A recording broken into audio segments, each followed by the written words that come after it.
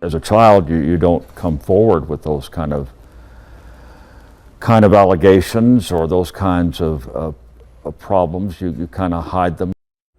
And new at 9 o'clock tonight, this Tucson man is the first to file a lawsuit thanks to the new state law which extends the statute of limitations for child sex crimes victims. He says a priest abused him back in the 1970s. Now he is suing the Episcopal Diocese of Arizona. It's been 40 years since Charles Taylor says he was sexually abused by a Tucson priest. He was only 12. I was molested by an Episcopal priest for 3 years in the Diocese of Arizona in Tucson. He tried to get justice before, but because of our statute of limitation laws, the charges were dropped. You suffer with pain when you have been molested. You have a lot of emotional pain.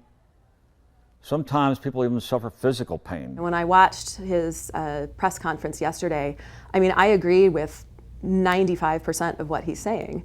And actually, there's a part of me that really would like to sit down and talk with him and go through. Arizona's family sat down with the current bishop of the Episcopal Diocese earlier today, Jennifer Redall. We don't want victims or potential victims of sexual abuse to feel silenced or to feel that their stories aren't welcome or that we don't want to listen. Taylor isn't the only person to accuse Father Richard Babcock of sexual abuse in the 70s.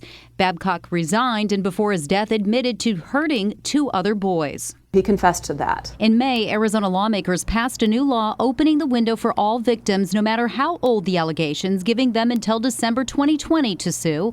Taylor's attorney says the church knew about the abuse and transferred Father Babcock out of town. We believe in allowing these survivors a voice.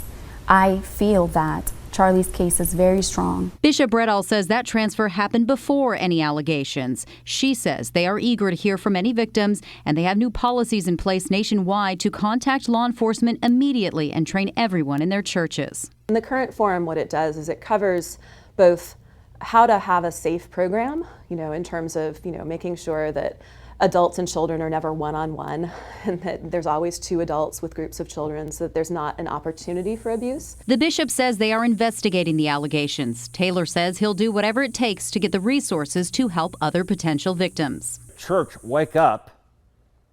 Wake up. Take ownership. And do what is necessary to help these victims who are suffering.